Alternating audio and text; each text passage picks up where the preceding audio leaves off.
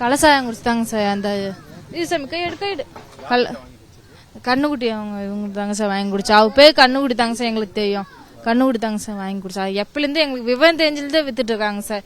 இப்போ இடையில 2-3 வருஷமா விற்காம இருந்தாங்க, திருப்பும் அதேமாதிரி ஆரம்பிச்சுக்கிட்டாங்க. இப்போ திருப்பும் நல்லா தான் இருந்தாங்க. இப்போ 2-3 நாளைக்கு நேற்று சாயந்தரமாக பார்த்துட்டு போனோம், ஹாஸ்பிட்டலுக்கு கொண்டு போனாங்க. இங்கே ஃபஸ்ட்டு கள்ளக்குறிச்சி ஜிஹெச் கொண்டு போயிருந்தோம். கொண்டு போனதுக்கு சேலம் கொண்டு போயிடுங்க அப்படின்னு சொன்னாங்க. மூச்சு மட்டும் தான் வாங்கிட்டு இருந்துச்சு. அப்போ அங்கே போய் என்ன பண்ணிட்டாங்க, உடனே மூச்சு அடங்கி போச்சுப்பா, நீங்கள் தூக்கிட்டு போயிடுங்க அப்படின்னு சொல்லிட்டு போஸ்ட்மார்ட்டம் பண்ணி அமுச்சு விட்டாங்க. நேற்று சாயந்தரம் மணி 7 மணிக்கு தாங்க சார் வந்துச்சு.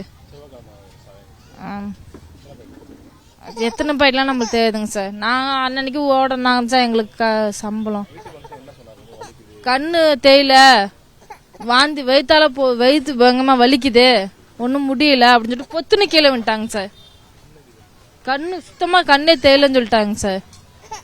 கண்ணு மூடியதாங்க சார் இருந்துச்சு, கண்ணு சுத்தமா தேயில அப்படின்னு சொன்னாங்க சார். எதுவுமே சாப்பிடவே இல்லைங்க சார். சாப்பாடு கேட்டான்னு போட்டு கொடுக்க போனாங்க எங்க வீட்டுக்காரு. போட்டு கொடுக்க சாப்பாடு போட்டு வரத்துக்குள்ள கீழே விழுந்துட்டாரு. உடனே ஹாஸ்பிட்டல் தூக்கிட்டு போயிட்டாங்க சார். எல்லாத்துக்கும் ஒரே கேஸ் தாங்க சார். எவ்வளவு பேர் இறந்துட்டாங்க சார். புள்ள குட்டி, அப்பா, புருஷன், பொண்டாட்டி எல்லாமே செத்துட்டாங்க சார். 55 வயசு ஆகுதுங்க சார். ஆமாங்க சார். கூலி வேலை தாங்க செஞ்சுட்டு இருக்காரு, மூடு தூக்க வேலை தாங்க சார் செஞ்சுட்டு இருக்காரு.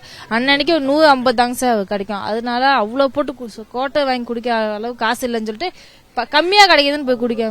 ஆமாங்க சார், அதுதான் பாயிட்டு விற்க ஆரம்பிச்சாங்க சார்.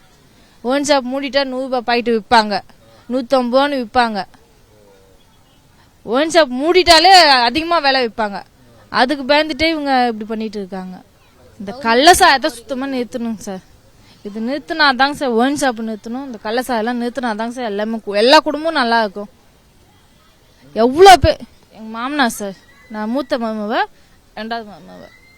எந்த மாதிரி சிம்டம்ஸ்னா, இவர் குடிச்சிட்டு வந்த அடுத்த செகண்ட் கீழே விழுந்தாரு. இப்ப போதையில விழுறவங்க என்ன சொல்லுவாங்க, தெளிவா எந்திரிச்சு உட்கார நிதானம் இருக்கிறவங்க, ஒரு ஸ்டேஜ்ல இருக்கிறவங்க எந்திரிச்சு சொல்லுவாங்க. ரொம்ப வயசானவங்க என்ன சொல்லுவாங்க, எதுவும் சொல்ல முடியாது. அவங்க வீழ்ந்தாங்கன்னா வீழ்ந்த வாக்குல செத்து தான் போவாங்க. இங்க இருந்து நாங்க தூக்கிட்டு போனா அரசு கல்லூரி மருத்துவமனைக்கு போங்கன்றீங்க, அங்க தூக்கிட்டு போங்கன்னா சேலம் போங்கன்றீங்க. இருக்கிறவங்க அலைவாங்க, இல்லாதவங்க என்ன பண்ணுவாங்க, எத்தனை இடத்துக்கு தூக்கிட்டு அலைய முடியும்? அப்படிதான் நாங்க அலைஞ்சோம். கடைசியில முடியலன்னு சொல்லி அமுச்சு விட்டீங்க.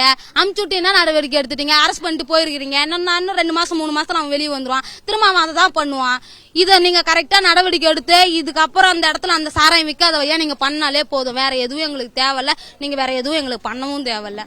இந்த ஒரு உயிர் போயிடுச்சா, இப்ப ஹஸ்பண்ட் ஒய்ஃப் எல்லாம் இறந்துட்டாங்க. உங்க குடும்பம் எவ்வளவு கஷ்டப்படும். 3 பொம்பளை பிள்ளைங்க எல்லாம் விட்டுட்டு இறந்து போறாங்க. எவ்வளவு கஷ்டம் தெரியுமா இதெல்லாம் அவங்க தெரிஞ்சிருந்தா இந்த மாதிரிலாம் விட்டுட்டு இந்த மாதிரிலாம் கஷ்டப்பட சொல்லிலாம் அவங்க இருக்க மாட்டாங்க. அவங்கவுங்க வேலையை கரெக்டா பாக்குறாங்க.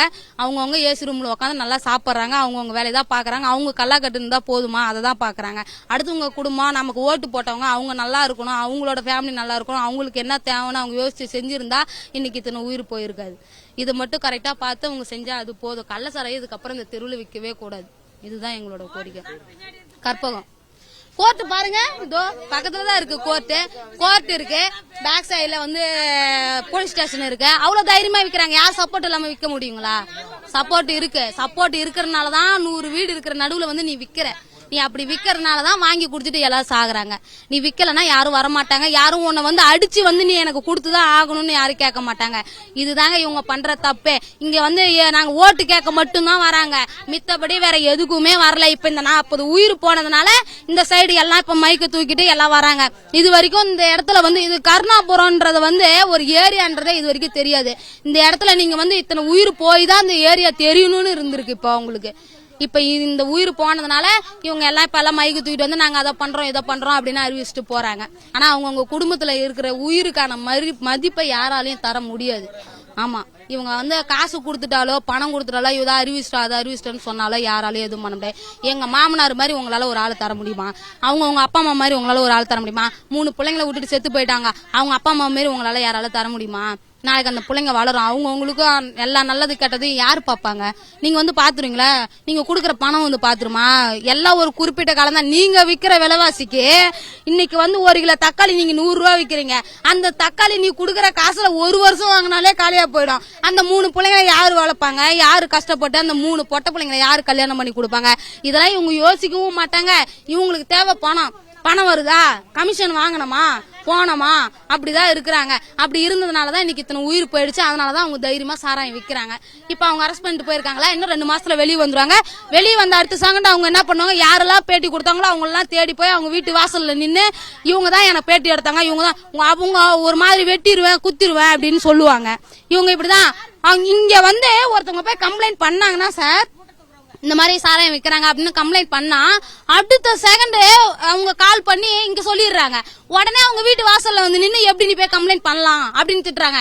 அப்ப எந்த அளவுக்கு உங்களுக்கு சப்போர்ட் இருந்திருக்கு? சப்போர்ட் இருந்ததுனால தானே நீங்க அங்கிருந்து உங்களுக்கு கால் பண்ணி சொல்லி நீங்க இங்க வந்து எங்க வீட்டு வாசல்ல நின்று திட்டுறீங்க. அந்த அளவுக்கு அவங்க சப்போர்ட் வச்சிருக்காங்க. அந்த அளவுக்கு அவங்க பின்னாடி ஆள் இருக்காங்க.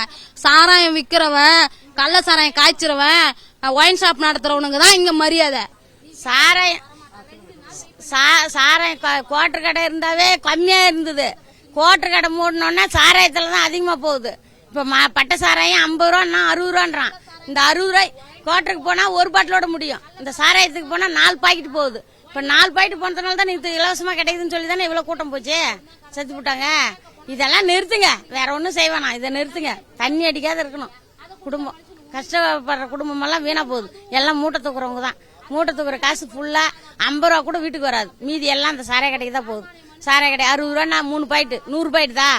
அந்த 120 ரூபா ஆகுது. அதை வாங்கிட்டு வந்து காலையிலயும் சாயங்காலம் காலையிலே போறாங்க. காலையில வேலைக்கு போறாங்களோ இல்லையா அந்த காசு எடுத்து நேராக சாராய கடைக்கு தான் போறாங்க.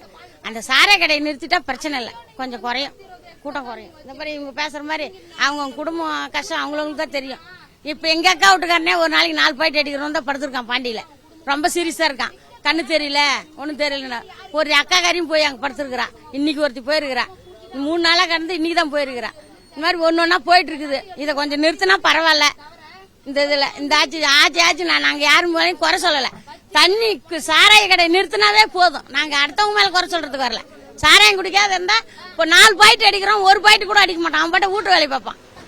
மீதி ஆகும், எங்களுக்கு காசு சில்லற மீதி ஆகும், வைத்திய செலவு மீதி ஆகும். அவன் குடிச்சிட்டு வந்து குடல் வந்து ஹாஸ்பிட்டலுக்கு போறதோட அவன் வீட்டுல இருந்து 10 ரூபா கம்மியாகும், வைத்தியம் கம்மியாகும். அந்த சாராய கடையை ஒழிச்சு சொல்லி எல்லாம் இருக்காங்க. எல்லாம் கருணாபுரத்துல அதிகமா, இங்க கம்மி. இப்ப ஒரு குடும்பத்துல 3 குழந்தைங்களை விட்டுட்டு இறந்துட்டாங்க 2 பேருமே. இப்ப அவங்க எல்லாம் எவ்வளவு கஷ்டப்படுவாங்க. அந்த குழந்தைங்க எல்லாம் ஒரே ஒரு கேள்விதான் இருக்கு, அது சம்பாரிச்சு போட முடியுமா, அவங்கள வளர்க்க முடியுமா? இந்த சாராயத்தால தானே இவ்வளவு வந்தது. இதெல்லாம் கொஞ்சம் திருத்தி கொடுங்க. நிவாரணம் எல்லாம் கொடுத்தாங்கதான், அதெல்லாம் பார்த்தா வேலைக்காமா. நம்ம வீட்டுல இப்ப நாங்க இருந்து பாக்குறதோட இல்லைன்ன பிறகு யாரு பாப்பா? அது அனாதையா தானே போகுது. அந்த குழந்தைங்க எல்லாம் அனாதையா தானே போயிடுது. அதெல்லாம் கொஞ்சம் திருத்திக்கோள் போட்டு கொடுங்க. வேற என்ன செய்ய போறோங்க? செய்திகளை உடனுக்குடனும் துல்லியமாகவும் தெரிந்து கொள்ள சப்ஸ்கிரைப் பண்ணுங்க.